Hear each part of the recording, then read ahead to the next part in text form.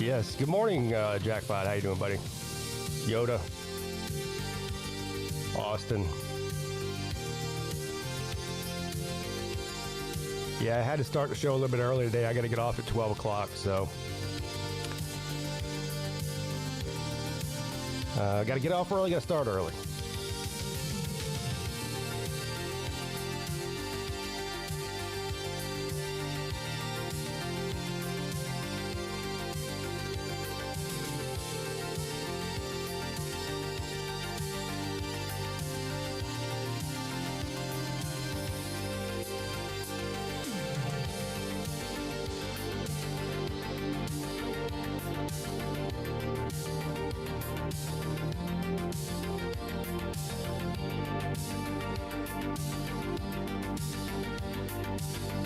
That's what she said, huh? Yeah. We got some games tonight, actually. We got one good game tonight. Well, I don't know, I guess we could have a couple good games, but James Madison is favored by a million points against Troy, so they'll probably blow them out. The North Texas Tulane game is the one that everyone's talking about here. This is probably playoff game. Well, this is a playoff game for Tulane. It might be one for North Texas too. It might be the winner of the winner of this game makes it to the playoffs. So that's a very, very important game for both teams. That comes on at 8 o'clock. Another big game. UNLV and Boise State. I think UNLV is 9-2. No, 10-2. I don't know what I'm talking about. 10-2. A win against Boise State would put them at 11-2.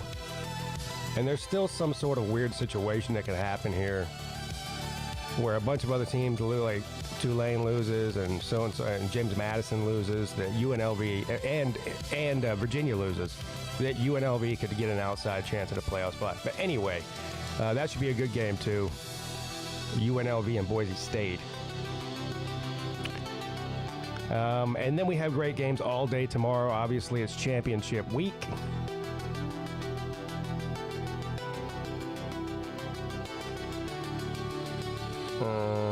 I get comments on this channel all the time. Bro, I uploaded the video yesterday. I got at least 200 comments on it. So I don't know what you're saying. I thought it might be on my end, but it's not. People are commenting left and right on my videos. So anyway,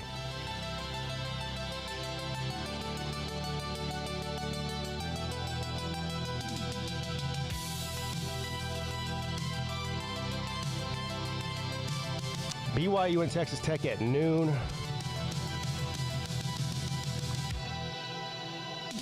Miami of Ohio and Western Michigan at noon. Nobody cares about that game. Then the 4 o'clock game is a standalone game at 4 o'clock is Georgia and Alabama, the SEC championship.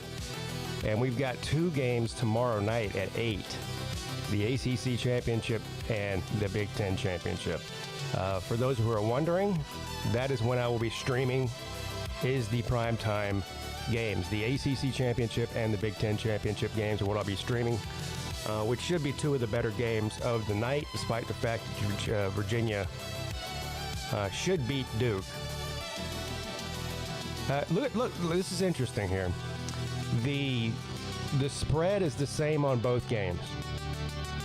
So Virginia's favored by 4 over Duke, and Ohio State's favored by 4 over Indiana. Which is kind of insane to me. I think Virginia's a lot better than Duke. I don't know how much better Ohio State is than Indiana.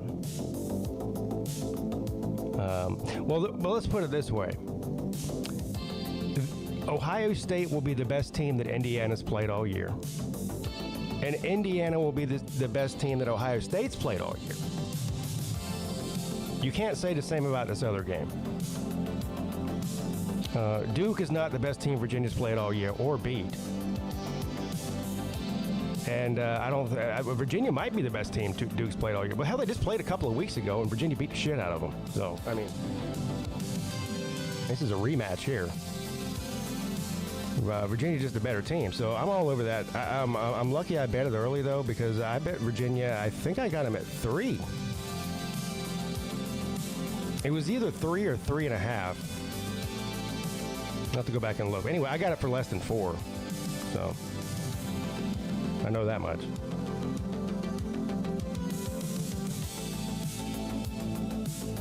Here's what I'm going to do, Alex. We're going to do this together, buddy. All right, here's my YouTube studio. I don't even know how to get to what he's saying. Hold on now. Let me. There's got to be a way for. I hate. But here's the other thing too. YouTube always changes shit. Let's go to my channel, the Peete Podcast. All right. Let's go to the menu. That's my subscription. That's all the people I'm subscribed to. I don't need that. You? What is going on here?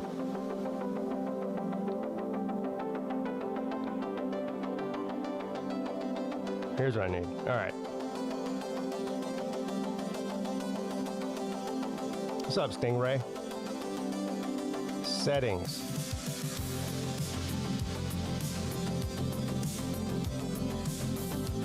Community moderation, I think is what this is.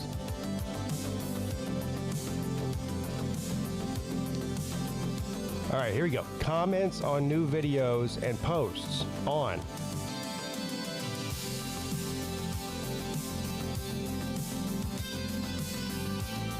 Post in your community off.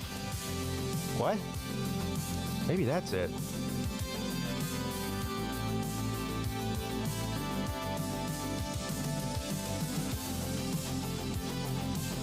All right, so maybe that was it. Post in your community, viewer post. I was off for some reason. I just turned it back on. I don't know why that would have been off. Maybe that fixed it. Who can post subscribers? Yeah, I got the one-day subscriber thing on to keep the trolls and bots from just showing up and not contributing at all. I'm starting to sound like Sleeta now. All right, so there you go. Let's see if that fixed it.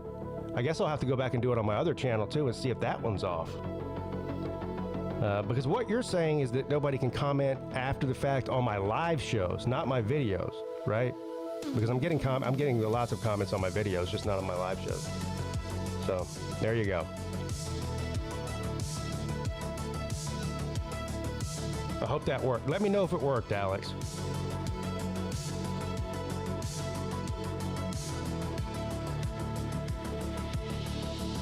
In fact, after this show is over today, later this afternoon, come back on this very live stream here and try to comment on it and see if you can. Then we'll both know. What's up, Slim?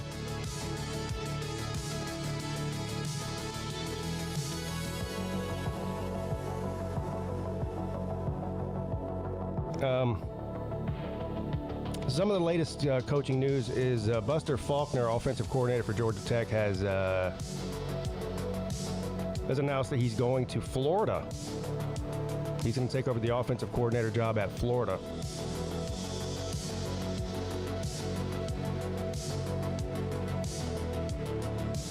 Actually, I think that's a very good hire for Florida. I mean, we'll find out. But here's what I do know. It's one of the better hires they could have made. This is where Georgia Tech runs into serious problems as a program. Anytime they have a coach that's good, they get poached from a bigger school with more money. That's just the way it's just the way it is. It's really hard to sustain success for Georgia Tech for that reason. Now, I know they're putting a lot more money into the football program now than they were, say, 5 years ago. A lot of schools are doing that now. But, I mean, really the best thing they can do is try to keep Brent Key there, because he's going to lose coaches here and there. If they have a 9 and 10 win seasons with Key there, they're going to get their coordinators and position coaches taken away by schools that are going to offer them more money. That's just the way it's going to be. If they can keep Brent Key there and he can just continue to make good hires, that's really the best chance they have. You know what I mean? Because Georgia Tech's recruiting class this year was in the toilet.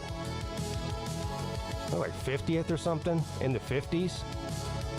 That's not good for a team that just won 10 games or 9 games.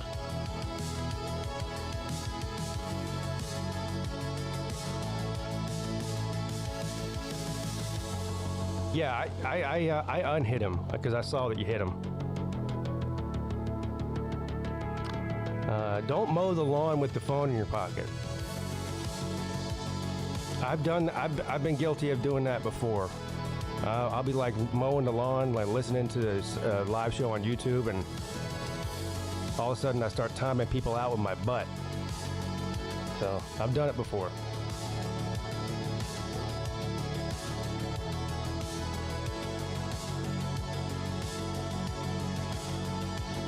All right.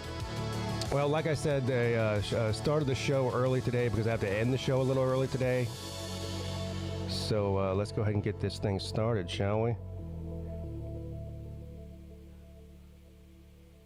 We shall. Turn the music down.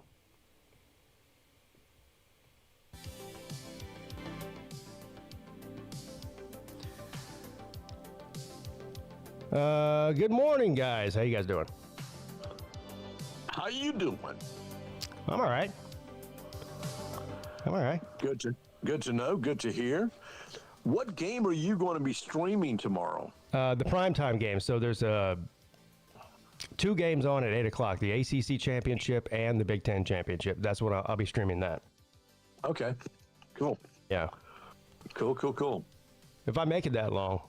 It's hard for me to stream the primetime game because I like to drink beer on college football Saturday, and I have to refrain from doing that. If I know I have to stream at night, I can't start drinking at noon.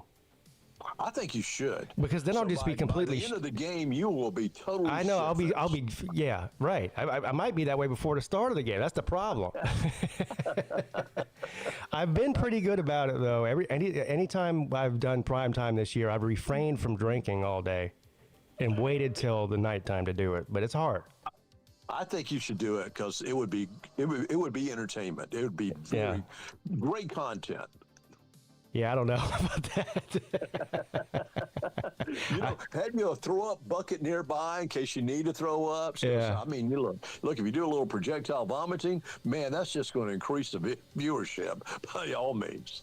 Well, the eye opener was the New Year's Eve live stream I did last year. Is that right? I didn't see that. Oh my God! I think I drank an entire bottle of vodka on that stream. Wow! I was gone, and I mean, people were just telling me, "Hey, what about Miami? What about Cam Ward?" Just like throwing stuff out for me to talk shit about, and I was just going on these 10-minute long rants, trashing people. I didn't even remember any of it till the next day. When I went back and what people were like, "Dude, your stream last night was crazy." I went back and watched it. I was like, "Holy shit." well, I do know one thing, including Slim here too, that you can handle a so-called alcoholic product. I think you can handle tequila pretty damn well, can't you? Yeah, I can handle I can drink a lot, but there's still a line. Once you want, yeah, there's still a line. There's still a line where once you cross that line, it's over. Right. Yeah. Right. But yeah. Didn't you and Slim drink a whole bottle of Casamigos Reposado? We did. He bought some. He bought the biggest bottle of tequila I've ever seen in my life, Scott. I didn't even know they made bottles that big. It was. I don't know exactly how much was in it. It had to have been more than a gallon. It was a handle? Was it a handle? No, I didn't. That's what made it look so big. So it was shaped. Here, let me see. Let me turn on my camera and show you this right here. So this is what a normal bottle of Casamigos looks like, right? So imagine that without a handle, but like 4 times bigger. So it was, Oh my God. it was just like a giant bottle of regular Casamigos, but it had to have been over a gallon. Slim, do you concur? Slim must be doing some prison work. I don't know. He might have just said. Oh, he went away. Oh, did he? Yeah. Maybe he'll come back. Yeah. Anyway, I don't know. He said I think he paid like over $100 for that bottle, but we drank it in we drank about 98% of it. There might have been a couple of shots left over in one night. That was at IOP, right? No, it was actually in Panama City. Oh, Panama City. Okay. Yeah. All right. Yeah. I know that, you and I have sat down and drank a few tequilas, and look, you handle it pretty damn well. For some reason, I can handle tequila pretty well. And in my younger years, tequila would get me all fucked up. But, Yeah, it's the shitty tequila that does that, I think. Like Jose Cuervo. I believe that. Because I was the same Cuervo is way. a shitty tequila. Do not buy Cuervo. Yeah, if you buy and drink a good, clean tequila that's not filled with all kinds of who knows what's even in that Jose Cuervo shit. Honestly, I think it's the best. I think it actually is the one liquor I can drink and not get a massive hangover if I drink a bunch of it. You know what I mean? Same here. Yeah. Same here. If you get a good tequila, I don't get hangovers on good tequila. If I drink a bunch of bourbon, I'll be sick, or at least feeling terrible. Yeah. Yeah. Well, and not to mention, we pushed that line more than a couple of times. Because Oh yeah. Where were we? I think it was when we were in Pigeon Forge, and I brought you that bottle of Casamigos. I know I was sitting there chasing it with Evan Williams and Coke. Yeah. Jesus Christ, you were chasing tequila with Evan Williams and Coke. Yeah, we didn't have any shot glasses. We were just passing the bottle back and forth. Damn. Yeah. Hardcore. Yeah, I was chasing it with beer. Not much better, but See, my issue nowadays is I just can't handle the hangovers anymore. I just can't do that. So Well, I drink don't really responsibly. get hangovers, but I pregame. Like all a hangover is you're dehydrated. So like a lot of times if I know I'm gonna be drinking like that, like on the drive in, I drank a Gatorade. Well, yeah, and too much sugar intake too. And there's not much. I don't think there's a lot of sugar in tequila. I may be wrong about that. no, it's not processed sugar. I think there's got to be sugar in agave, but I think it's like eating a piece of fruit. Simple sugar. Natural sugar is not bad for you. That's the reason that I like vodka so much. Is there's no sugar in that. I don't think if there is, there's very very little. Yeah. And there's no carbohydrates in it. That's why the women like it. Low carb diet. It's a low carb, low sugar alcohol, and I like the taste of it too, so that helps. Well, and that's another good thing to say is that if you buy a high grade vodka, you're not going to have much of a hangover with a good grade vodka. Either. Yeah, right. Tito's is my favorite. I love Tito's too. Well, I'd be lying if I said I knew what was a grade vodka because I bought like that Crystal Head just for the bottle because I wanted that cool. Yeah, I think Tito's is as good as any. I mean, Grey Goose way expensive. Yeah, and Just Grey too Goose is damn way high. overpriced, and I don't even think I don't even really like the taste of it. Yeah. And the same thing is true of what's it? Well, Kettle One's a little bit better, but it's also expensive. Yeah. Tito's is a medium-priced vodka that I think is probably a higher-end vodka. So it's the best you can get for the money. Yeah. You know what, though? Here's the thing, bought though. Seagrams A lot before. of times I'm mixing. Go ahead. I was just saying, a lot of times I'm mixing vodka with some kind of cranberry juice. So very rarely am I tasting the vodka. Yeah. Right. Well, like I said, I bought bottles of handles of Seagrams, and it's drinking moderately, then it won't be so fucked up. Humper Billy Paul's giving his opinion about all liquors here. Yeah, he's got he says, I like a good gin. Gin is probably the only liquor I refuse to drink. It's disgusting. Now that will get you fucked up, and that it's will disgusting. give you a big fucking hangover. It smells terrible. It tastes terrible. It makes you feel bad. I can't believe there's anybody on earth that drinks it for any reason at all. For Billy, I got to ask him. He's saying Crown is okay. There's a new Crown out there, chocolate Crown Royal. There's also a blackberry. Is that right? I didn't know about that. But that Crown apple is fucking dangerous. Yeah, it is. So there's a Crown blackberry. There's also a Jack blackberry. Jack Daniels just came out with one too. I haven't had either one. I've seen them on the shelf though. I think they're going after Gen Z. Making all these drinks like they're Kool-Aid. Well, it works for me too, because like Slim just said, those apple flavored ones. I mean, they're delicious. It's like I like apple flavored moonshine. Yeah, that's why I don't. Dude, I look! started with a bottle of that Crown apple one night, mixing it with Sprite, and about 3 drinks in, I said, "Fuck the Sprite," and I was just putting down the Crown apple. Exactly. And everyone drinks Fireball now, right? So Fireball just came out with an apple.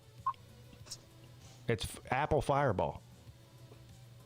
So you're taking the cinnamon flavor out of it? Yeah, we had it last weekend. It was good, really good. And I don't even really like Fireball that much. I mean, a lot of people love it, but I might not drink it. But I don't really love it. It's a shot drink, yeah. Yeah, but the apple one was way better than the regular one.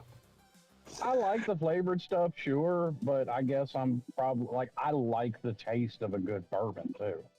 Oh yeah. Well, look, Fireball's not. They call it whiskey. It's not whiskey.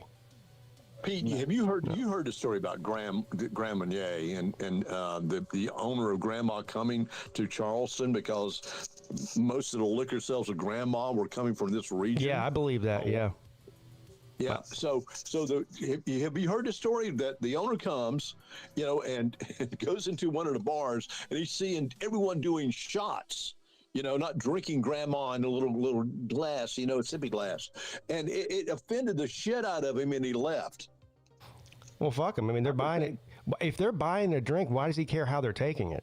That's exactly right. I would think, what? Who gives a shit? They're drinking your drink. Yeah. Do you think the cocaine dealer cares if you sniff it up your nose or somebody blows it up your butthole? No, they don't care. No. and I've never tried no Crown or anything like that up my ass. No, I've never done that. I've done some kinky shit before, but nothing like that. Yeah, but you get my point. I do. Yeah. Oh, I think we can beat that. I don't know if I told this story on the Midday show. We had Stupid go stupid and swallowed a couple of batteries. Oh, yeah, and then he swallowed them again. Why? Stupid does stupid. Was he trying to kill himself? What was that about? Well, I don't know, but I had the idea to stick a phone charger up his ass, see if it would work. Probably would have. Probably would have worked.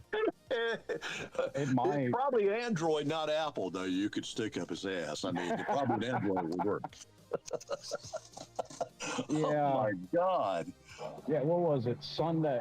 And I don't know what it is with people spitting on me, but this motherfucker spit in my face Sunday. I swear to God, I tried to put him through the floor.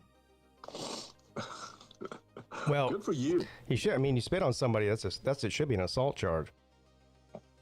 Yeah. Well, not only did he catch another charge, but come to find out, when we shipped him off to Lakeside a couple days later, he got a couple of broken ribs for his trouble.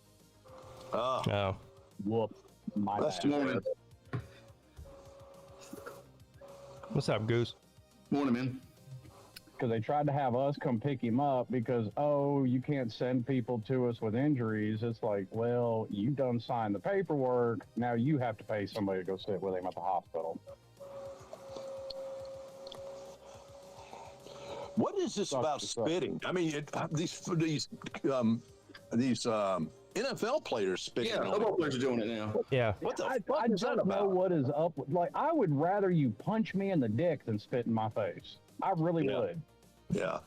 It happened the first game of the year. Like the first was right after the kickoff. Jalen Carter spit on Dak Prescott. Yeah, I don't get it either. I mean, if I'm a coach and one of my players spits on something, it's happened in college a couple times this year too, I think, because they imitate what goes on in the NFL. If I'm a coach and one of my players does that, they're not playing. They absolutely bench their ass. I don't get it. I really don't know where this is coming from. Like I've been in plenty of fights in my life, even before I got into this line of work, and like the thought never crossed my mind to spit on somebody.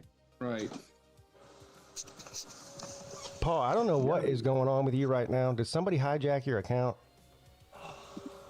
No, it's just Paul being Paul. Does somebody want to read what he just said? I can't see it.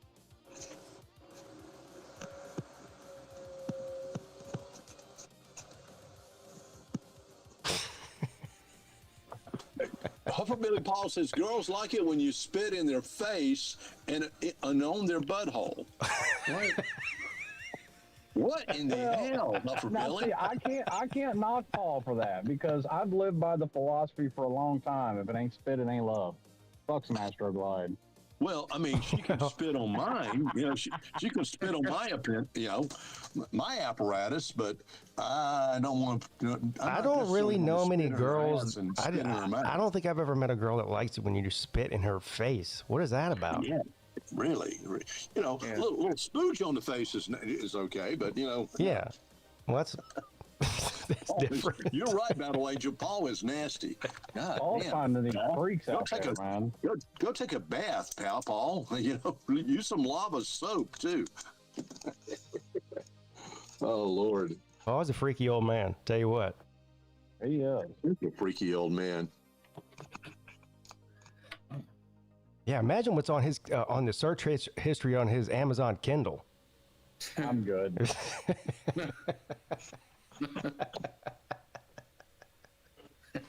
I'm good too. What's worse at this point, Nate's search history or Paul's? Might be Paul. It might be.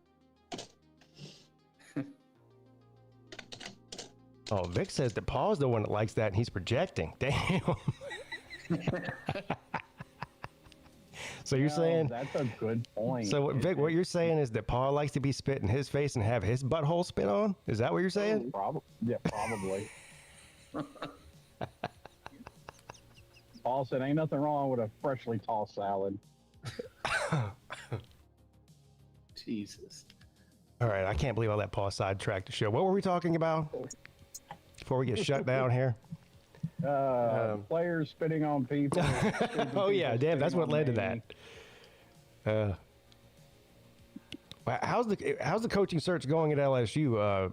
Yeah, I mean, I guess is he staying? I mean, he hasn't found another job yet. I mean, he's the best. He was the best available candidate. Who? That was Kiffin. Was Oh yeah, I was talking about. Well, I know about Kiffin. I'm talking more. So he brought who did he bring with him? I think he brought his OC, but I think the OC is doing the playoffs. He's allowing his assistant to coach in the playoffs and then come to LSU when the season's over. That's the plan, I think. That's interesting. I love how the committee talks out of both sides of their neck again. That they reiterated this year that the availability of coaches and or players plays in a factor unless you're an SEC team. And our DC is supposed to go to Tulane. Supposedly, we'll see that happens today. Yeah, the coaching carousel is crazy. It's almost every school, it seems like, has some form of coaching change that's going to happen here. What's Penn State waiting on? Well, anybody to take that job. You know what Penn State is? It's the 6'6" kid in high school who got picked last in the basketball pickup game. That's what they are. Yeah, that's a good analogy. Yeah. I like that. It's like, what do you mean? Why wouldn't you pick me first or second? I'm 6'6" and everybody else is 5'8". Right. And they go, well, You got no handle. because you got no handle. So yeah, I don't know. It's crazy. What's going? Penn State fucked up big time. Big time. They fired their coach first, didn't they? Weren't they first? Yeah, it was like week. They were either first or second. It was like it was week them or 6, I Virginia think. Tech. I think it was week 6 because Penn State was 3-3. Right. Yeah, who they lose to? They lost Northwestern, was it? Yeah. Well, the first they lost to Oregon. Yeah. Then they lost There's to no shame in that. Northwestern. Then they lost to UCLA. Yeah. Yeah, now there is some shame in those two. I mean, the first one, okay, you took Oregon to overtime, like, whatever. Okay, you lost a hard-fought game to a very good team. Yeah. Anyway, you got Buster Faulkner went to Florida, so now Georgia Tech's looking for an offensive coordinator. There's rumors flying around Clemson about Garrett Riley is interviewing for jobs. Wouldn't surprise me if Shannon Dawson gets plucked out of Miami. He was offered jobs last offseason. Yeah. Okay, I'm going to brag a little bit about Georgia. You know, one great thing about the University of Georgia, we've only had 2 head coaches since 2001. Man. That was Mark Richt and Kirby Smart. Same thing at Clemson. Iowa's got you beat. Who's got you beat? Iowa. Yeah, Iowa. Okay. Clemson's only had two Yeah, he's he's coaches been since. there since with the late '90s, I think. He's been there since leather helmets. Wow. No, like Iowa legitimately has had like 2 coaches in 50 years. Yeah, it was Hayden Fry and then now Ferentz. Yeah. And Georgia's got luck on their side too, because both Mark Richt and Kirby Smart were first-time head coaches. Like you don't tend to see that level of success out of guys' first head coaching job. True. Especially that quickly. Yeah. That's true. Yeah. Like obviously Dabo's an exception, but I mean it took Dabo almost 10 years to finally win a national title. No. I thought it was like 7 or 8. His first year was 2008. By 2013, they were a top 10 team every year. By 2015, they were in the national championship game. So yeah, it took 8 years. It took about 6 years. Still stands. It took him 8 years to win a national title. Yeah. So yeah, it's almost 10. Almost. Yeah. And like Scott just said, there's only been 2 coaches for Clemson in the last 25 years, this century, Tommy Bowden and Dabo Swinney. Yeah, I didn't know how long Bowden was there. Bowden was there for, I think, 8 or 9 years. Okay. Yeah. I think he started right around, was it 99 or 2000? You know, he's fired in 2008. 99, I believe, because Tulane had undefeated season in '98, and then I think he left it that next year. Right. Well, you literally look at all the... Go ahead. I was just going to say, that's why for the life of me, I do not understand the segment of Miami fans that's hollering to fire Cristobal. I swear to God, I don't. I can't comprehend. Well, I can't comprehend it either. I mean, it's fun to make fun of Cristobal for some of his harebrained decisions late in games, but he's still. I mean, to think that you think you're going to find somebody better, I think that's insane. Like he's head coach number 6 since we joined the conference, and is the only coach since joining the conference to win 10 games in back-to-back years. Yeah, exactly. Fire him. Yeah, fire him. Right. What? I'm sorry to bring up Paul again, but he just wrote, I make some outrageous statements, but would never hurt a child or a woman or an LGBTQ person. Well, that's good to know, Paul. Hey, listen, everybody can catch these hands equally. I don't care who you are. I don't care who you go to bed with. Hell, kids can catch these hands too. I don't care. Well, he says he wouldn't hurt a child. I get that. He says he wouldn't hurt a woman. I get that. So what he's saying is he'll hurt a man. But then when he says LGBTQ, Some of those are men. Yeah. So, Paul, are you just saying the only thing you'll do is hurt straight white men?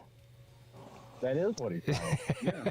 Sounds like that. Which sounds pretty racist when you put it that way. It sounds very damn racist to me. Yeah, Paul. Why do you hate straight white men? Yes. See, I'm the most indiscriminate of the bunch. Everybody can catch these hands equally. Men, women, vegetable or mineral. I don't care if you're in a fucking wheelchair, you can catch. Damn. Well, especially if someone's fucking with you, yeah. I kind of agree with you a little bit there, Paul. I mean, I have never. That's law. I'm Paul and Slaw. My thinking, though, and I've just been raised this way. You know, I can never strike a woman. Okay, I just can't do it. I mean, if a woman strikes me, I need to walk away. All right, I had one throw a damn beer at me. A whole damn beer. I'm with you. I'm with you to a point. Yeah. What if she? She doesn't just hit you? She's like beating on you. Then you got to defend yourself at some point. Well, you do. Perfect. That's where I was going with it. Like, perfect example. My wife can beat the shit out of most guys I know. I'm not just going to sit there and take that ass whooping. Yeah. Well, I've just never ran into it, except for one woman. I'm walking out of the bar, we kind of broke up, and she throws a damn beer can at me, full beer. Like, barely missed my head. I'm going, bitch, really? Yeah. And then I get kicked. The bouncer comes in, you got to go. How about her? The bitch threw the damn beer at me. Yeah. She needs to go. Yeah, I do think, I mean, obviously I don't condone hitting women, but I do think that, I don't think that should allow women to think they just go around punching men for no reason. Right. Well, like, that's just... The bitch, I let her child use my Sega game, okay? Remember when Sega used to be the shit? I had Sega. Yeah. Okay, so I had the Sega, and I said, listen, all I want back is my Sega game. You gave that to her. I said, no, I didn't. I said I let her use it. I said, I didn't give it to her. And I did. I just went, oh, okay, fuck it. Let her have it. And I was walking out the damn door, and then she throws some beer at me. There's a bunch of videos on Twitter and stuff, and probably on YouTube too, where like these women in public, I don't know if they're drunk or just crazy, and they get mad at somebody in public, a perfect stranger, not even their boyfriend or husband, right? And they'll punch the guy, and then the guy just fucking knocks them out immediately. And it's like, what did you expect to happen? Right. I mean, I mean, I hate to say it, but and they always want to refer to the chivalry when guys had more chivalry back in the day. Well, guess what? Women back in the day knew their fucking place not to put their hands on a man too. Yeah, they weren't stupid. Right. True. It's always been a two-way street. Yeah. Now Paul's backing off. He's got an amendment here. If they initiate it, I will suspend my restriction. Now, you need to put that in. You need to put that in section B under Title A. Yeah. You know, Title A in your agreement there, Paul. Yeah, Paul. Do you make these girls sign a contract? I hope so. Women knew their place. We're getting into 50 Shades of Grey territory there. Oh my God, Paul is just he's crazy, man. Women know their place. Stop voting is what he's saying. Yeah, he thinks that women shouldn't have the right to vote. He said should not have the right to vote. Yeah, he said it already. He said it that he doesn't think that. He said, here's what he said. This was during the election with Donald Trump and Kamala Harris. He said that women shouldn't have the right to vote because they're too emotional, and that they vote based off emotion rather than based off of facts. Mm-hmm. Okay. Well, now, he might have a point there. I may have to agree a little bit on that. I'm not to agree with Paul too much, but women do make decisions based off emotion more so than men do. Right. I agree with that. That's a fact. I agree with that. But I think that Paul makes decisions based off of emotion too. I don't disagree with that at all. Yeah, I think So Paul shouldn't be able to vote. Right. Well, if you go back 100 years, not only did women not have the right to vote, but men that didn't own land didn't have the right to vote either. He had to be a landowner. Now I may be stupid here, but didn't they make an amendment recently where if you were a felon, you couldn't vote, and now you are able to vote. Is that right? Well, no. Sure. What it's been for? Don't ask me for how long, but quite some time. If you are convicted of a non-violent offense, you can't. After your sentence is served, you can petition the governor to restore your rights, and you can get the right to vote back, and all this kind of stuff. Yeah. Okay. I have a friend that went through that process. Okay. So yeah. Okay. So if let's say you dealt drugs, you got busted with cocaine, you serve your time, you could petition for your right to vote. Is that right? Yeah. Okay. Okay. I think it goes the same for owning a firearm too. Well, actually, you don't lose the right to own a firearm once you've been convicted of a felony. Don't you lose the right to a handgun though? You can only have a I thought you shotgun or did something. You lost the right to. Well, technically, no, because you lose the right to certain kinds of firearms. Yeah, handguns. No, well, no, they still sell black powder handguns, and you don't even have to go through a background But check nobody's to buy buying a black powder handgun, Slam it. We're not pirates. them. Yes, the people are. No. And believe it or not, you can still buy black powder. A fucking revolvers. black powder handgun. Give me a break. Nobody's gonna carry that around. I got to put some Yes, braids I in my know, beard. Go out and buy Motherfuckers me get a out of black South powder Carolina. hand. People do it. All right, but all right. City Slicker over here has never seen it, but that's actually a common sight out here where I live. Yeah. Okay. 99.9999999%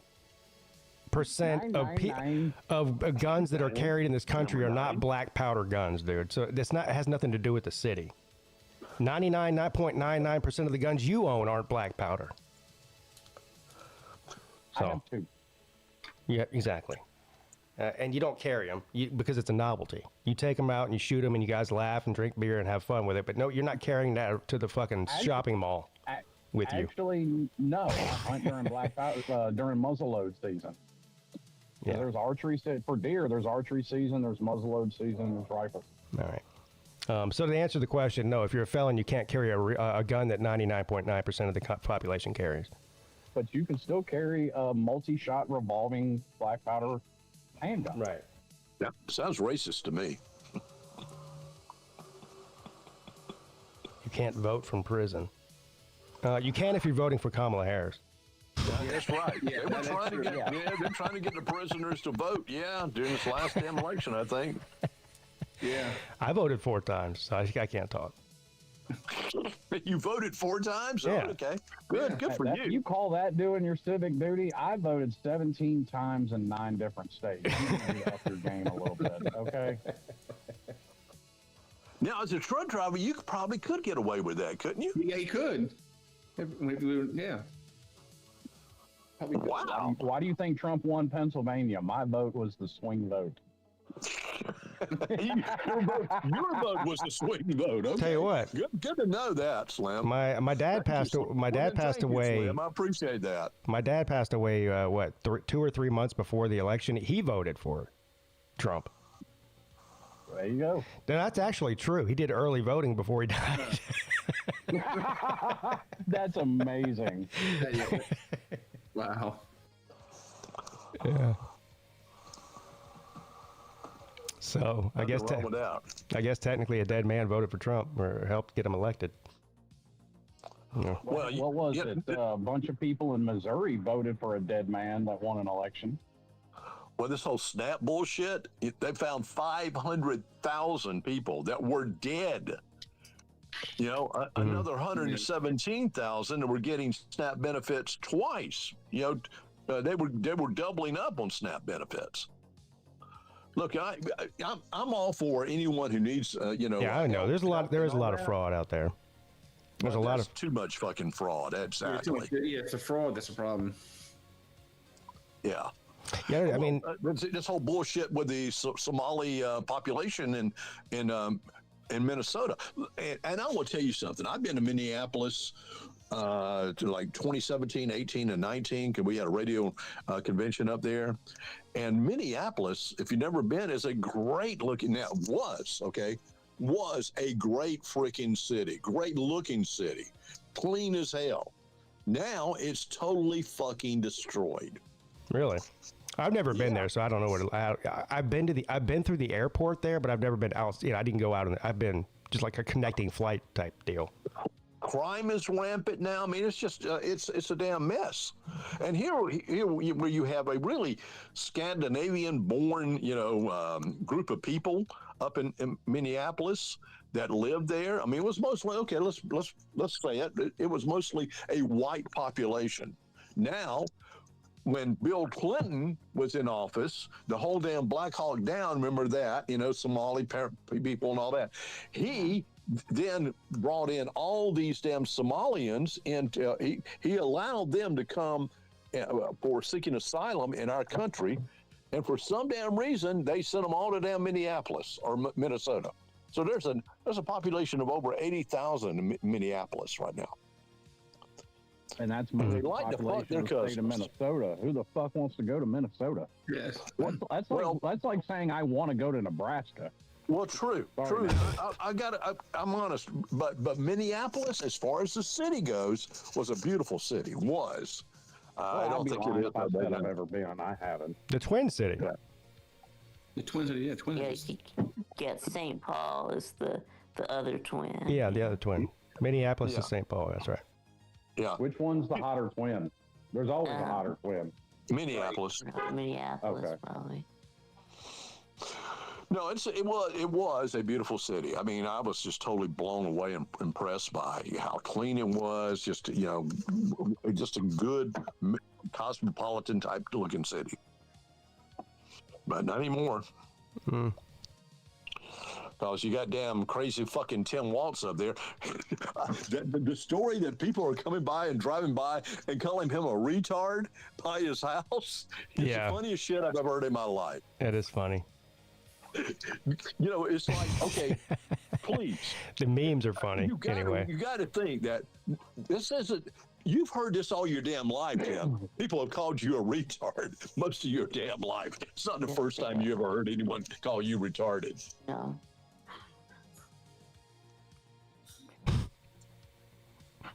It is a funny clip of him saying that, though. They call me the R word. Yeah. Yeah, someone put a YouTube video up, or put some AI up, and had Trump driving by in a limousine. Hey, retard! Dude, I'm not gonna lie. Some of these AI Stephen Hawking videos running all over TikTok are fucking hilarious. Yeah, They that's are crazy. hysterical. I found one. There's a bulldog driving a car. Okay, and the guy is, sitting over in the corner drinking his coffee, and the bulldog falls asleep, and next thing you know, he wakes up because he hits a curb, and he's like all awake. It's the funniest shit I've ever seen. Yeah, the AI keeps getting better and better every week. It does. It does. We're going to start seeing completely I wonder if they started doing this yet. Like, I know if you think about the livelihood of an actor or an actress, like they rely on getting roles and doing TV shows and doing movies. Mm-hmm. Mm-hmm. If you can just take, let's say any actor, Tom Hanks, okay? Tom Hanks is a great actor. If you can just make an AI Tom Hanks and make a full movie with him, and you won't be able to tell the difference whether it's Tom Hanks or not, why not do that and just pay Tom Hanks a sum of money for letting you NIL, right? Name, image, and likeness. Say this is Tom Hanks, but it's not really Tom Hanks. But you can't tell the difference, so we'll just give Tom Hanks $5 million, and then we'll just make an AI movie of him. We don't have to worry about the cast and the lighting and all this other shit that we have to pay people for. All you got to do is pay Tom Hanks for his name and his likeness, and they put out the fucking Forrest Gump movie, and you can't tell the fucking difference. Yeah, and his voice. Yeah. His voice, right? Yeah. I would think that there's a lot of executives in Hollywood who've already got that in mind. Yeah, I mean, you don't have to make sets. It can all be done digitally, so you don't have to worry about all these expensive sets and doing the scenes over and over again. And then you don't have to fly to overseas. Yeah, you don't have to pay. You don't have to pay for all these movie permits in the city to shoot there. And I mean, it seems to me like one of the first jobs that's going to be going away outside of a lot of jobs, but acting has got to be acting and performing has got to be one of them. Yeah. Well, we've said this. I mean, with everybody going to analytics and football, fucking why pay a coach $12 million when you can just do what the analytics sheet says? Exactly. That's true. Yeah. Fuck, I can do that. Yeah, put a headset on me, make me look official, and then I'll just look at the graph, the chart. There's more than you get. Yeah, we need Peete with a headset, khaki pants, and a 3/4 zip Clemson pullover. Yeah, there's more. You guys ever noticed Shane Beamer? And some white New Balances. yeah, some white New Balance. You guys ever notice Shane Beamer when he's got his headphone on? It seems like he can never get the damn thing to work right. He's always fucking with it. Yeah. He's always playing with it, messing with it, taking it off, putting it back on. I'm going, someone help that guy. Yeah, this guy's he's been a head coach for what? He's been a head coach there for what, 4 or 5 years. He still hasn't figured out how to work the headset. He doesn't know. I'm serious. He looks like he's lost with it. Well, that's like Alabama kept a guy on the sideline just to have new headsets for Nick Saban every time he broke one. Yeah. Oh, that's right. Oh, that's Steve right. Spurrier was the original headset breaker. Yeah, he would throw his headset all the time, like every game. Visor thrower too. Yeah. Did you see what Shane Beamer said? First of all, after the Clemson game, he said something stupid, and then he said something even stupider this week. After the Clemson game, he said, "Well, this time next year, we'll be sitting here after we beat Clemson and we're headed to the playoffs. We'll be wondering what playoff spot we're going to get." Now, meanwhile, he pulled a Brian Kelly. He did that, and then his interview this week. What did he say? It was even dumber. Oh, I know what it was. He goes, I'm really pissed off that we're not, preparing for the SEC championship game this weekend, because after we beat Virginia Tech in week 1. Why would you be preparing for the SEC championship? Again, I don't know. He said after we beat Virginia Tech in Atlanta week 1, we thought we'd have a rematch here with somebody in Atlanta in the SEC championship game. Well, they got that in 2010. Yeah, they played Auburn in the regular season, and then in the SEC championship, and lost. They got their ass kicked both times. So. Yeah, well, that's the only time they've ever played in the SEC championship. That was that one time, and they lost. Yeah. Jackpot said, "Well, he's lost with everything else. Might as well be lost with the headsets too." Yeah. Yeah. I'm thinking that Carolina Jackpot is not a fan of Shane Beamer. No, I don't think he is. No, not at all. And he has every right not to be. Right. I agree. I mean, Shane Beamer's he's a decent recruiter, but I don't. Outside of that, I don't know. I mean, I guess that's a big part of the game, that is recruiting, but you still got to, I don't know. Well, I don't know his history, but wasn't this his first college job? I know about his father, okay? His father coached Virginia Tech forever. Yes. Yeah, yes, this was his first head coaching job.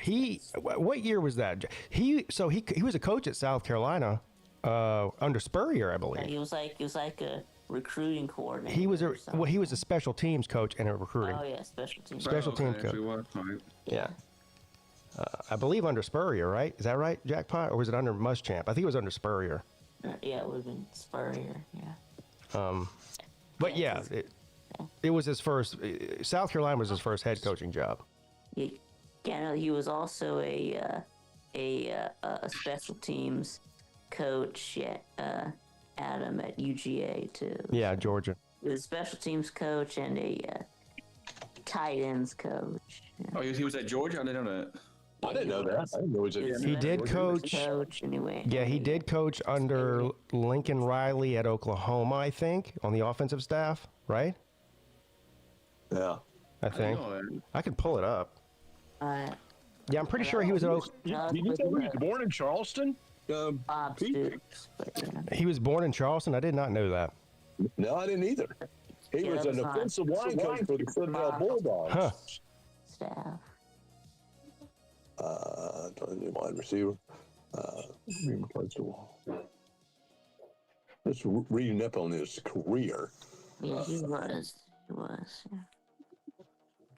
was also good. Yeah, he worked for Georgia Tech, helping quarterbacks and wide receivers. Was scheduled to play against his father's team in 2000. Okay. Tennessee from 2001 to 2003. Beamer served as graduate assistant under Philip Fulmer as University of Tennessee. He helped with the cornerbacks, assistant and special teams. Mississippi State. Yeah, you're right. He did work with Spurrier in 2007. Yeah, so whoever this Vol Nation guy is an idiot. He's been everywhere. Andre Sutton, Vol Nation here, Pigskin, is the reason Clemson is trending down is because Tennessee is taking over. I don't even have to read any more of your comment. You're fucking retarded. Tennessee's taking over what? I mean, we're still waiting for Tennessee to take over anything. Oh, dude, I've heard that from so many Tennessee fans on This is Twitter. why people make fun of Tennessee fans, because they're just fucking delusional and stupid. The only reason Clemson got good is because Tennessee was down and Clemson took all the recruits. And their evidence for this is, well, Trevor Lawrence's mom posted a picture of him 3 years old with a Tennessee jersey on. Yeah, again, they're as irrelevant today as they were 20 years ago. So, Yeah, they. I mean, we're still waiting for you to do something that somebody can pat you on the back for, because you haven't done anything in over 25 years. Yeah. Over a quarter of a century. Holy shit.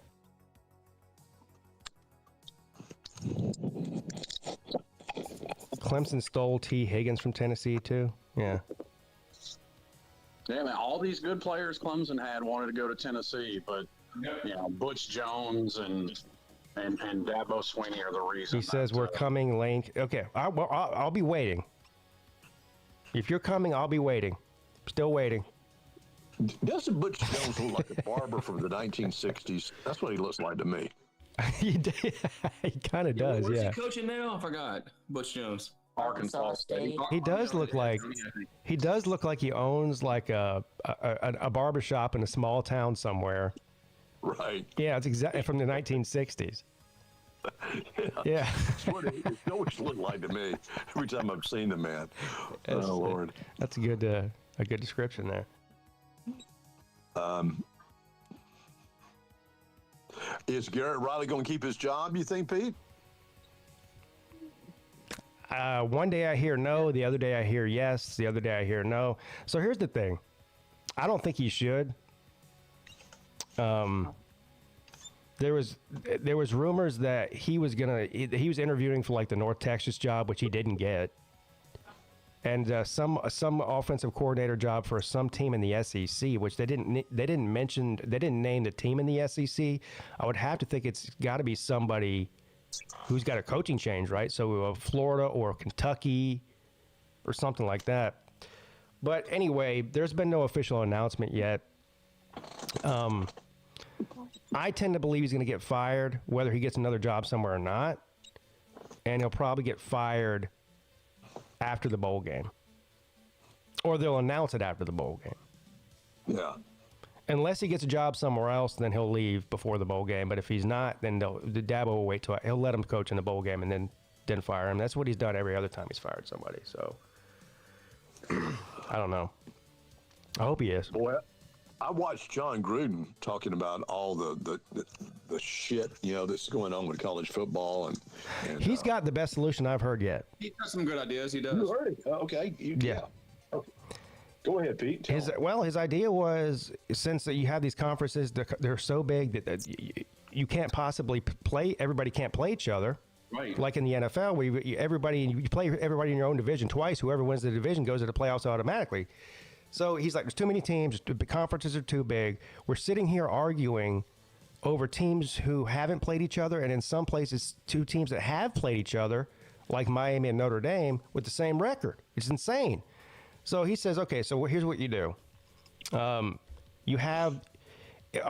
was his other big underlying theme of what he was saying was, it's insane that these teams have to play in these conference championship games, and while these other teams who are already guaranteed a playoff spot are sitting at home resting up.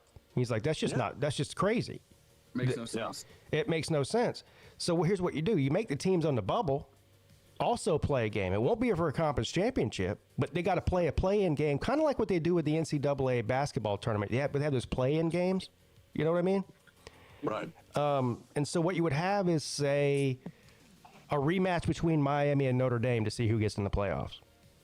Right. It would be like a wild card kind of thing. Yeah, it would be like Texas A&M versus Oregon to see who gets in the playoff, because neither one of those teams are playing for their conference championship or whatever. Right. You get the point. So you would have your normal conference championship games, and then you would have a slate of 4 or 5 games for teams on the bubble trying to play their way in. If you win, you're in. If you're out, if you lose, you're out.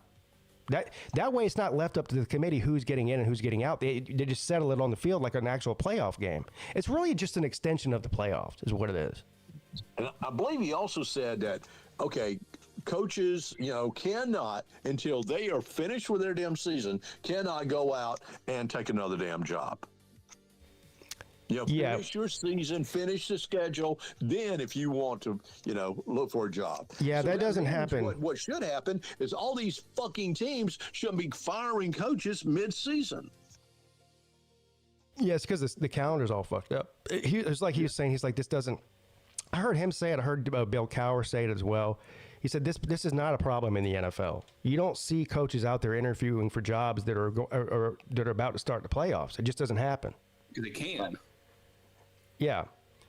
But it's a major problem in college football. I mean, Lane Kiffin is a perfect example of that.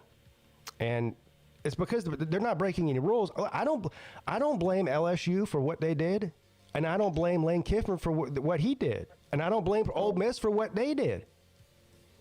They're all doing what's in the best interest of them within the rules, right? I mean, yeah. So you can't wait. LSU couldn't wait to fire Brian Kelly.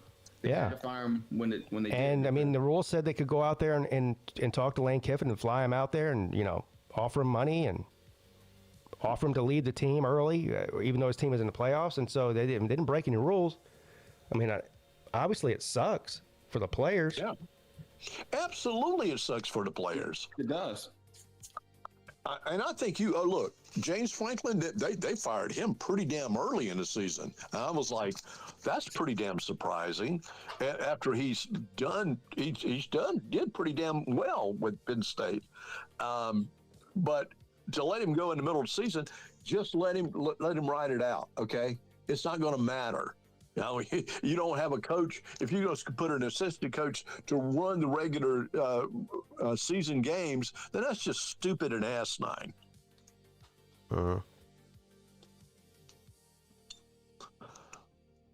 Unless he went in and shit on the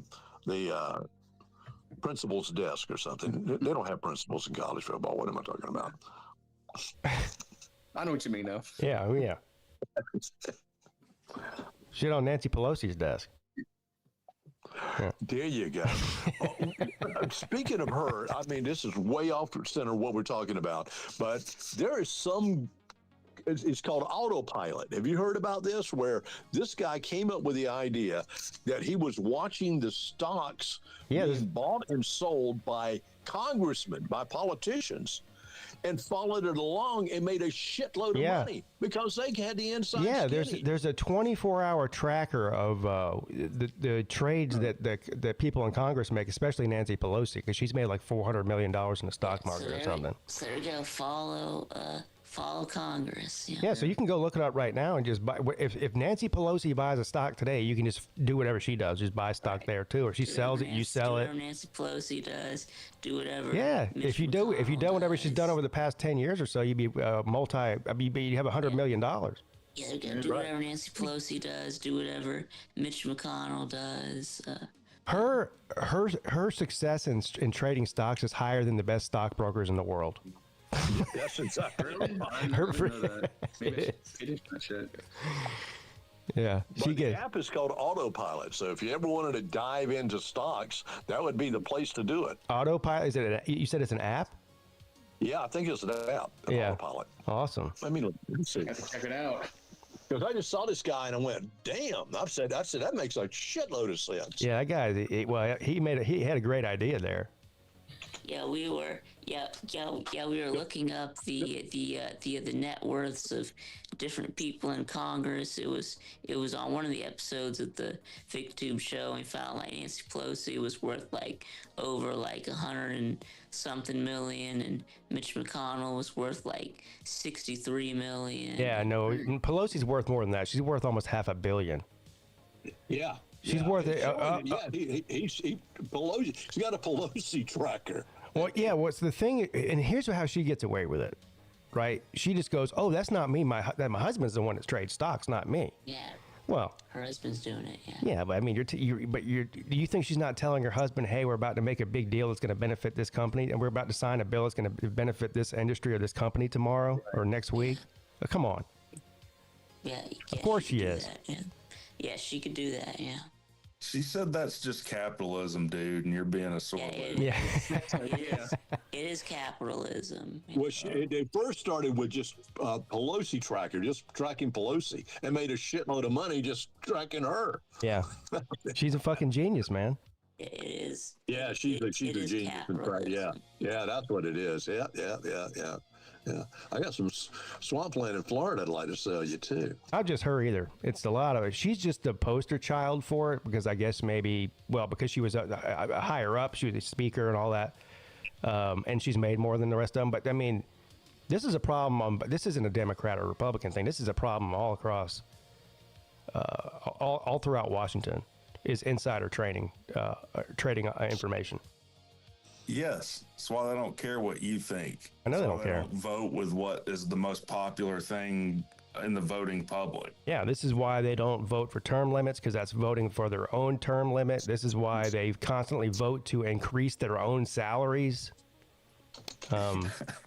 which we should be able to vote on what their salary is. How about that? Yeah, Not them. We'll all get a pay raise, and we're still waiting on that. Yeah.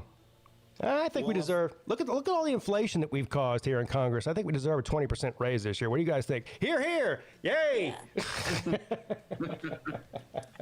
Well, if they're going to operate that way, then they don't need salaries. Yeah. Well, I got a 2.8% raise in my Social Security. Whoopie-de-doo. That will offset the Medicare costs that are going up. Hell yeah. I will tell you this, though, without Social Security, I mean, it's good to have that. It's good to have that little bit of money coming in every month. Well, you're looking at it like it's good to have it because you didn't prepare right for retirement. I mean, here's the thing. If you do what you're supposed to with your retirement, Social Security is nothing. Yes, even Social Security is going to be nothing next to the pension I get when I retire. Yeah. Good for you. You got a pension. I worked in radio. Yeah, not everybody gets a pension, Slim. Not anymore. There used to be. No, it's 401ks and all that, but no, there's no pension. I will tell you this, though. What my company did is they got me on an ESOP program, employee stock option plan. I'm one of 30 some odd people to own 35% of the company, and my employee stock option as of the end of this year is up to $100,000. Wow. I ain't done a damn thing. Nice. Nice. They're putting money into that for employees, and why it's higher is because we've severed nearly half of our debt. So we've covered half of our debt, basically. Rand Paul thinks we should all work till we're 75 before we can draw Social Security. Well, Rand Paul can go fuck himself. Yeah, Rand Paul. The average age of the male is I think it's down to 80 now. It used to be 80 now? Whatever. It's 79 or 80. He wants you to retire at 75 and die. He wants you to have 4 nice years of retirement before you die. Well, Ben Shapiro thinks retirement's for pussies. And yeah. You should just keep working till you die. Yeah, right. Well, no, that's not. You're being disingenuous, Rick. That is his point.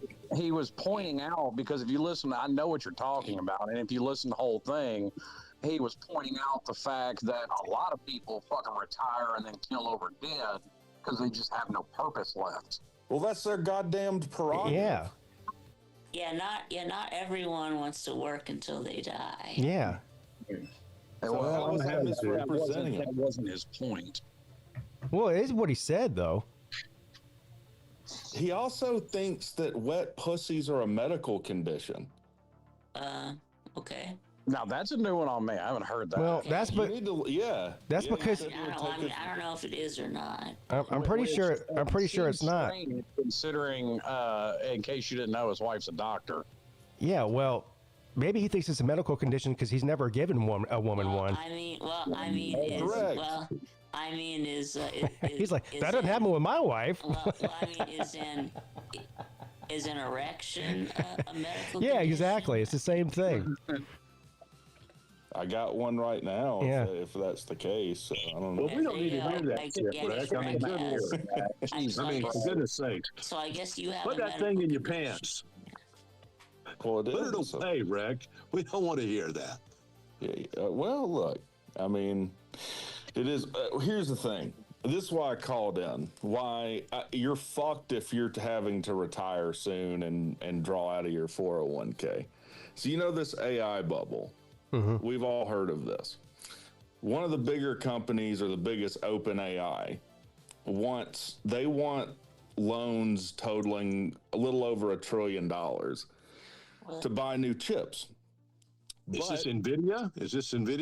Now, NVIDIA produces the chips. Yeah. Okay. Which is why I have stock in NVIDIA. Well, NVIDIA is kind of fucked because them innovating cuts their own legs out from under them because it makes their own product obsolete from 8 months ago. This is why they can't get a loan from banks for this $1 trillion investment, because banks are not going to lend you money on an asset that depreciates like computer chips. So who do you think they want to back the loan, Pete? Us. That's right, the government. Yeah. Us. Fuck that. Well, Yeah, fuck that. Yeah, I'm about to say me and Rick agree on something. Fuck that. Sucks They're to going to say. do it, though, because it's the only thing propping the economy up right now. and my stock is going to go up. So yay me. Which, by the way, is something I've never understood. Like, there were no less than 8 recessions in the economy before the Fed was ever established to prevent that from happening, by the way. Prevent what? Recessions in the economy. Well, the reason it's so important is whether people like AI or not, or think it's going to be a bad or a good thing for the world. Probably, I mean, none of that matters at this point. This is a train where the brakes have been taken off. There's no stopping it. So the question is, the country around the world, and it's really going to be between us and most likely China, right? Who has the highest technology and AI over the next 10 years is going to be the most dangerous and most prosperous country in the world economically and militarily. Probably. Well, and here's the only reason China's even in the game is because of us. Like, China hasn't had an original thought in 70 years. But they keep stealing ideas of shit that we get manufactured over there. Yeah. Well, there's another interesting thing. Like, if you've seen The Big Short, that Michael Burry guy who predicted the housing crash, he has a Substack, and you can read all the shit, but basically saying, I don't believe what, like, NVIDIA, I don't believe their financials are 100% correct. Like, there's some fuckery going on with this. Yeah, well, Well, to be fair, though, anybody with some common sense could have seen the housing crash coming the minute Congress passed the subprime mortgage program. Yeah. the guy, the founder and the CEO of NVIDIA right now was just on Rogan a few days ago. I don't know if you guys heard that. Yeah. Yeah, I did see some of that. Yeah. Yeah, it's worth listening to. Yeah, and he was, Rogan was saying, well, they're saying that, how did he say it? He said that that AI could be the Terminator and all that. I mean, yeah, he was bringing up his concerns about what AI could mean as a human species over time, and I mean, they're legitimate concerns. He said that more AI jobs or people that are losing their jobs are going to be. Yeah, I was more interested to hear. I like all that. That's all fun to talk about, Terminator and shit. I was just more interested in hearing what he was talking about from a business side of what AI means, and what they do in particular with the chips and whatnot. What that means for us economically over the next 10 or 20 years. Yeah. There's going to be less jobs and your power bill is going to skyrocket. Yeah, that's what it means. Supposed to be no. That's not right, Rick. They're doing more, and look, they're putting up more nuclear reactors. They're doing more energy efficient things. Buddy, there's been one nuclear reactor. Our power bill should be lowered and not extended. That's retarded. How's that retarded? What do you mean that's retarded? How many nuclear reactors have been built in the last 35 years? I just said one. I said they're about to build more. I just said that's just one of the things they're doing. Do you know how long it took to build? It's Plant Vogel, by the way, in Savannah. Do you know how long it took to build? How long? 10 years. Okay. And it went like 6 times over budget. So it's not like... I said that's one of the things. It's not all nuclear energy, okay? It's not going to be all nuclear energy, but they are doing things to reduce the energy bill. Absolutely. I mean, that was one of the damn things. Yeah, look, my damn energy bill skyrocketed. I mean, I'm in the industry, and you're incorrect about that. Yeah, I'm about to say, I'm going to take Rex's word on this because he literally is in that line of work. There's 2 ways you can increase rates. One is voting by like a service commission, which they're already capped in a lot of places. 2 is building infrastructure. Okay. So as they build more infrastructure, what are they going to do? Just not increase your rate and eat the cost of new infrastructure? No. They're going to raise your bill. Well, tell me something, Rick. Why? Okay, is my energy bill in the past year has gone up dramatically. I mean, like 50% or even more. Tell me why that. Why is that infrastructure? It's because this area is growing so much. It's growing faster than they can keep up with.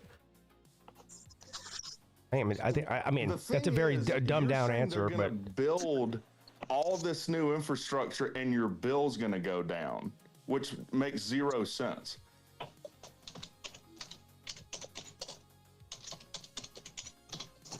And then if the AI bubble pops, which it will on some level, all this, I mean, hundreds of billions of dollars that they've invested in it, you're going to pay for that. So it's a massive issue. I mean, OpenAI and all these other guys, they're like, hey, just fucking divert the power grid to us. Fuck all these guys. Well, the biggest thing, that popped up that made the electric bill go up was this fucking electric vehicle mandate that's now gone, thank God. I mean, forcing car manufacturers to build EVs, which they weren't selling, and just put them in a damn, a mess. So thank God that's gone. Well, when it comes to vehicles, period, something that Trump did that I will give him credit for is the way they had it set up under Obama was every mile per gallon based off the size of the vehicle that it got over some predetermined limit they had, you had a penalty to pay for every vehicle. Yeah. And they've done away with that. Like they didn't do away with it because they couldn't, but they basically made the penalty $0. So in essence, they did away with it. And here's the opposite of Biden versus Trump, okay? Trump is offering billions in financial support for energy sources long favored by Republicans, or rolling back all the damn environmental rules. We're talking about climate change and all that horse shit that they were doing. Yeah, Yeah, that's the problem that we need to focus on. What we need to focus? Yeah, hell yeah, we need to focus on more fossil fuels and everything else. Absolutely. Oh, are you a climate change believer there, Breck? Yeah, I'm just saying I am, but I'm saying it that. Oh, so we're going to kill. Listen, we're going to kill ourselves. We're going to kill ourselves within our timeline of living here. We're just going to destroy the world with all of our fossil fuels and everything else. I don't give a I'm not worried about that at the moment. But you just said you believe in climate change. So what are you? I'm worried. See, this is the thing. This is the big rope-a-dope that's been pulled. It's like, oh, fucking look at all these trans people. Look at all these gay people. I'm not talking about trans. What do you get on trans people? And then in the meantime, no one can afford anything. That's the problem right now. That's what I would start. Listen, once the big beautiful bill and all you see the biggest tax cut in the history of our fucking country coming up this year, you'll see that change dramatically. Okay, yeah. That's okay. That's you know solution. What? Let's come back in 6 months and we'll talk about this again. Okay, that's not exactly true, because one of the most prosperous times economically in U.S. history was the 50s, and we had the highest effective tax rate ever in this country in the 50s. Well, okay. Well, what happened in the 50s, though? Okay, guys were coming back from World War II. They were getting VA loans and everything else to build homes and all that. Yes, the 50s did prosper, absolutely. But we're talking about in our time and period now in American history. I'm just talking about pointing at tax cuts is not the end all be all, because it's not the end all be all, but it will help our economy grow.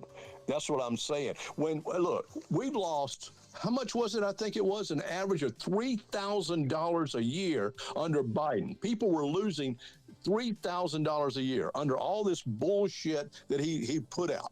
Okay, now we're gaining back our money, and everyone keeps going. Well, no, it costs. Yeah, yes, we are. We're okay. Well, what?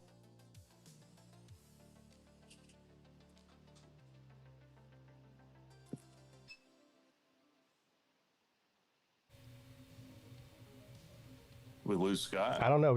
I thought for a second I got lost.